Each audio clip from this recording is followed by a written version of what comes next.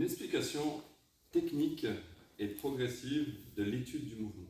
C'est-à-dire qu'on va partir d'une technique vraiment catalogue.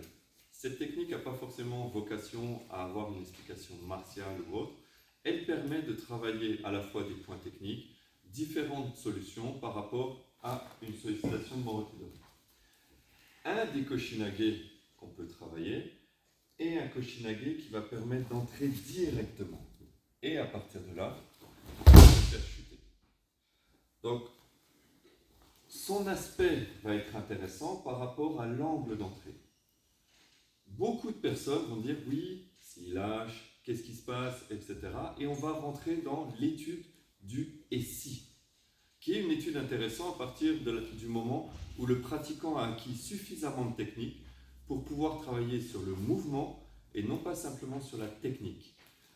Donc, à partir du moment où je rentre, j'ai travaillé mes différents points techniques, et maintenant, et si il lâche, de ce mouvement-là, je vais pouvoir continuer et ensuite.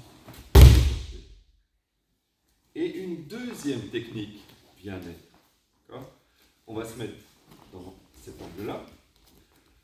Le mouvement que j'ai commencé avec Koshinage, il lâche, va se continuer ici avec une variation de Kokyunage. Donc, de cette première technique, vous allez travailler sur le mouvement pour pouvoir utiliser une autre technique que vous avez déjà étudiée. Et si vous n'êtes pas à distance pour rentrer, et si vous n'avez pas le contact, on continue l'étude du et si. À partir de là, on va se mettre dans cet angle-là.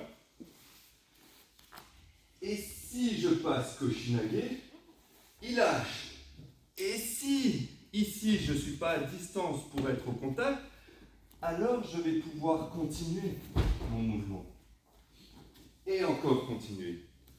Et l'étude de la progression va passer d'une étude technique, Morotedori, Koshinage, vous allez pouvoir étudier. Un Koshinage parmi d'autres sur la sollicitation Morotedori, ou utiliser différentes techniques pour étudier le mouvement. Et alors, à partir de là, j'engage mon mouvement, il pourrait me lâcher à n'importe quel moment. Je vais continuer mon mouvement. Et bien entendu, le choix de ces trois techniques ne sont que trois parmi tant d'autres. Vous pourriez utiliser ou faire appel à de nombreuses techniques de votre catalogue et de votre connaissance. D'où l'importance de commencer la première étape par apprendre de nombreuses techniques et ensuite de les rattacher à l'étude du mouvement.